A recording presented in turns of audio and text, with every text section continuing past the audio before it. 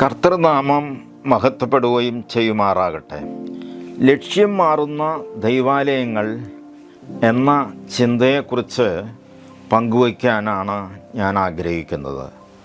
കർത്താവിൽ പ്രിയ ദൈവജനമേ, ദൈവപുത്രനായ ഈശോ മിശിഹ തൻ്റെ പിതാവായ ദൈവത്തിൻ്റെ ആലയത്തെ ശുദ്ധീകരിക്കുന്ന വേദഭാഗം എന്നാണ് യോഹന്നാൻ്റെ സുവിശേഷം 2-ാം അധ്യായത്തിൻ്റെ 12-17 വരെയുള്ള വാക്യങ്ങളിൽ കൂടെ നമുക്ക് കാണുവാൻ കഴിയുന്നത്. ബൈബിൾ സൊസൈറ്റി ഈ വേദഭാഗത്തിന് ദേവാലയ ശുദ്ധീകരണം എന്ന ശീർഷകമാണ് നൽകിയിരിക്കുന്നത്. എന്നാൽ ലക്ഷ്യം മാറുന്ന ദൈവാലയങ്ങൾ എന്ന തലക്കെട്ടാണ് എൻ്റെ കാഴ്ചപ്പാടിന് ഉചിതമായി എനിക്ക് തോന്നുന്നത്.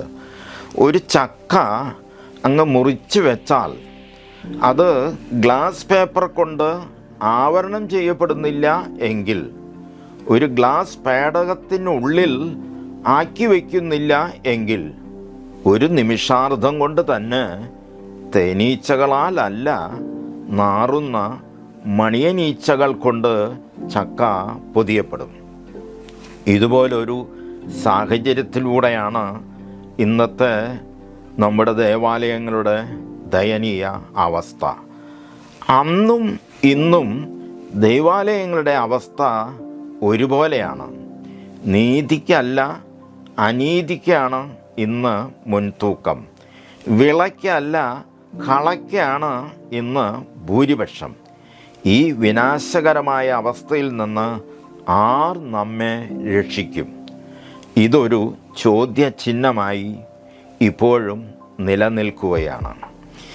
ഈ വിനകൾക്കുള്ള ഏക കാരണം ദൈവാലയങ്ങൾ ഇന്ന് സമ്പത്തുകൾ കൊണ്ട് സമ്പന്നമായി കൊഴുക്കുന്നു എന്നതാണ്.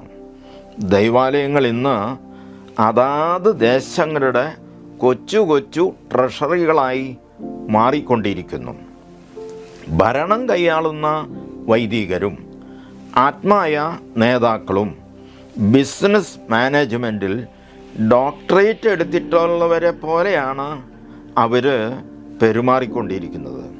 അതുകൊണ്ട് പണസമ്പാദനവും പണസമാഹരണവുമാണ് ഇത്തരക്കാരുടെയൊക്കെ പ്രധാന ലക്ഷ്യം. അതിനാൽ പരസ്യങ്ങൾ കൊടുത്തും നവമാധ്യമങ്ങൾ വഴിയും ജനബാഹുല്യവും ഉളവാക്കി നേർച്ചപ്പെട്ടികളും കാണിക്ക വഞ്ചികളും നിറയ്ക്കുകയാണ് എല്ലാവരുടെയും ഒരുപോലെയുള്ള ലക്ഷ്യം. ഈ രീതികളുടെ മറ്റൊരു പതിപ്പായിരുന്നു യെരുശലേം ദേവാലയത്തിൻ്റേത്. ഇത്തരം ദുഷ്പ്രവണതകൾക്കെതിരെയാണ് യേശു ചാട്ടവാർ പ്രതികരണം നടത്തിയത്. യേശുവിൻ്റെ ഈ ചാട്ടവാർ പ്രതികരണത്തിനെതിരെ പുരോഹിത പ്രമാണിമാരും വാണിഭ അധികായന്മാരും ഒത്തുചേർന്ന് അവരുടെ നീരസം അവരെ കടുപ്പിച്ചു. അവർ യേശുവിനോട് കയർക്കുവാനും അവൻ്റെ അധികാരത്തെ ചോദ്യം ചെയ്യുവാനും തുടങ്ങി. ഈ സാഹചര്യത്തിൻ്റെ നേർക്കാഴ്ചയാണ് യോഹന്നാൻ്റെ സുവിശേഷം വിഷ്വലൈസ് ചെയ്യുന്നത് എന്ന് നാം തിരിച്ചറിയണം. യോഹന്നാൻ്റെ സുവിശേഷം 2-ാം അധ്യായം 12-ാം വാക്യം മുതൽ 17-ാം വേദവാക്യം വരെയുള്ള വേദഭാഗം അന്നും ഇന്നും അതിൻ്റെ കാഴ്ചകളായിട്ടാണ് കാണുവാൻ കഴിയുന്നത്. ഈ വേദഭാഗത്തിലേക്കൊന്ന് സസൂക്ഷ്മം നമ്മുടെ ശ്രദ്ധയെ തിരിക്കാം. യേശു തൻ്റെ അമ്മയെയും സഹോദരന്മാരെയും ശിഷ്യന്മാരെയും ഗലീലായിലെ കാനാവിൽ നിന്നും കഫർനഹൂം എന്ന സ്ഥലത്തേക്ക് കൂട്ടിക്കൊണ്ടുപോയി. ഏതാനും ചില ദിവസങ്ങൾക്ക് ശേഷം യേശു യെരുശലേമിലേക്ക് പോയി. ഇങ്ങനെ യെരുശലേമിലേക്ക് പോകുവാൻ മതിയായ കാരണമുണ്ടായിരുന്നു. പെസഹ തിരുനാൾ സമീപമാകൊണ്ടാണ് യേശു യെരുശലേമിലേക്ക് പോയത്. ദൈവാലയത്തിൽ പോകുക എന്നത് യേശുവിന് നിർബന്ധവും അതുപോലെ പതിവുമായിരുന്നു അവന്. യേശു യെരുശലേം ദേവാലയത്തിലേക്ക് പോയതും പ്രവേശിച്ചതും ഒരു സാക്ഷ്യം നൽകുന്നതിന് വേണ്ടിയായിരുന്നു. സങ്കീർത്തനക്കാരനായ ദാവീദിൻ്റെ പ്രവചന നിവർത്തിക്ക് വേണ്ടിയാണ് അവൻ പോയത്. ആ സാക്ഷീകരണത്തിന് വേണ്ടിയാണ് യേശു അവിടേക്ക് പോയത്. യേശുവിൻ്റെ പ്രവർത്തനങ്ങളുടെ സമാരംഭവും പര്യവസാനവും പെസഹാ പെരുന്നാളിനോട് അനുബന്ധമായ സാഹചര്യ ശുശ്രൂഷകളിൽ കൂടി ആയിരുന്നു എന്നത് ഒരു പ്രത്യേകത മാത്രമാണ്. പെരുന്നാളിനോട് അനുബന്ധമായ ദൈവാലയ ശുദ്ധീകരണത്തിലൂടെ സമാരംഭം കുറിച്ചുവെങ്കിൽ അവൻ്റെ ശുശ്രൂഷയുടെ സമാപനം കുറിക്കുന്നത് മറ്റൊരു പെസഹാ തിരുനാളായ അതിൻ്റെ ബന്ധത്തിലായിരുന്നു. ആയത് പെസഹാ പെരുന്നാളിൻ്റെ അന്ത്യ അത്താഴത്തിന് ശേഷമുള്ള ക്രൂശീകരണത്തോടെയാണ് അത് കലാശിച്ചത്. ഇസ്രായേൽ ജനം മിസ്രൈമിൻ്റെ അടിമത്വത്തിൽ നിന്നും വീണ്ടെടുക്കപ്പെട്ടവരായി ചെങ്കടൽ കടന്ന് മരുഭൂമിയിലൂടെ വാഗ്ദത്ത ദേശമായ കനാൻ ദേശത്തേക്ക് പ്രവേശിച്ചതിൻ്റെ ഓർമ്മ പുതുക്കലാണ് പെസഹാ തിരുനാൾ.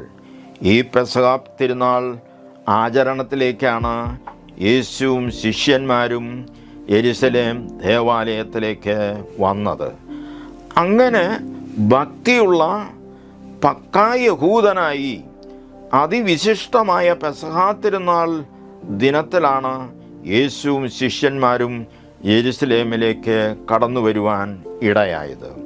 യെരുശലേം ദേവാലയത്തിലേക്ക് പ്രവേശിക്കും മുൻപ് തന്നെ അതൊരു ചന്തസ്ഥലമായി മാറ്റപ്പെട്ടത് യേശുവിൻ്റെ ശ്രദ്ധയിൽപ്പെട്ടു.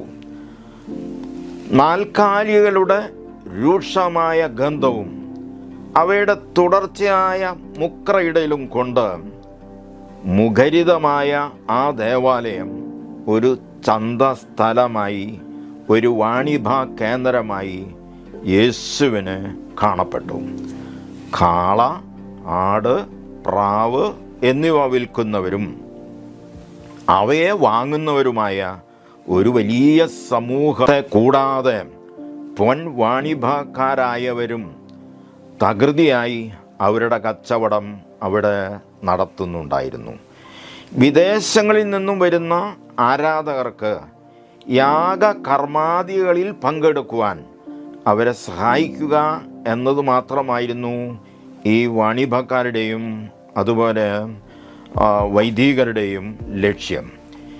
വിദേശികളിൽ നിന്നും വിദേശ പണം കൈപ്പറ്റി യഹൂദായിൽ ഉപയോഗത്തിലിരിക്കുന്ന കറൻസി കൈമാറ്റം ചെയ്യുന്നവരാണ് പൊൻ വാണിഭക്കാരായിട്ടുള്ള ആളുകൾ.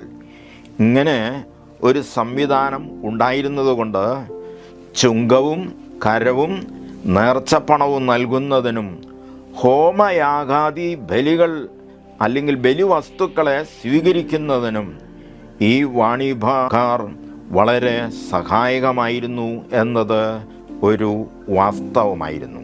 എന്നാൽ ഇത് സഹായകരം എന്നതിനേക്കാൾ ഉപരി അവിടെ കൊള്ളയും കവർച്ചയും പിടിച്ചുപറിയുമായിരുന്നു യഥാർത്ഥത്തിൽ നടന്നിരുന്നത്. പുരോഹിത വരേണ്യവർഗത്തിൻ്റെയും വാണിഭ ശൃംഖലയുടെയും ഒത്തുകളിയായിരുന്നു അവിടെ അരങ്ങേറിയിരുന്നത്. ഈ കൊള്ളരുതായ്മയ്ക്കെതിരെയാണ് യേശു ചാട്ടവാർ ചുഴറ്റിയത്. യേശു ആടുമാടുകളോടുകൂടെ എല്ലാവരെയും ദൈവാലയത്തിൽ നിന്ന് പുറത്താക്കി. പൊൻ വാണിഭക്കാരുടെ നാണ്യം തൂക്കിക്കളഞ്ഞു. അവയുടെ മേശകളെ മറച്ചിട്ടു. പ്രാവുകളെ വിൽക്കുന്നവരോട് ഇത് ഇവിടെ നിന്ന് കൊണ്ടുപോകണമെന്ന് പറഞ്ഞു.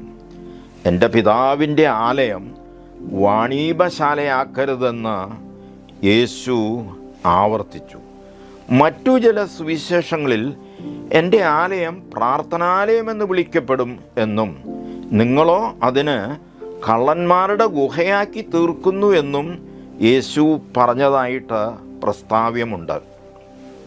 ദൈവത്തിൻ്റെ ആലയത്തെ വാണിഭശാലയോ കള്ളന്മാരുടെ ഗുഹയോ ആക്കരുത് എന്ന് യേശു ആഹ്വാനം ചെയ്തതിലൂടെ ദൈവാലയത്തിൻ്റെ ലക്ഷ്യത്തിൽ നിന്നും ഒരു ദിശാമാറ്റമോ അതിൻ്റെ ആദ്യകാല ചിന്തകൾക്കോ ആദ്യകാല തീരുമാനങ്ങളിൽ നിന്നോ അതിൻ്റെ അടിസ്ഥാന തത്വങ്ങളിൽ നിന്നോ ഒരു വ്യതിചലനവും നടത്തുവാൻ പാടില്ല എന്നതാണ് യേശുവിൻ്റെ കർക്കശമായ അവിടുത്തെ നിർദ്ദേശം.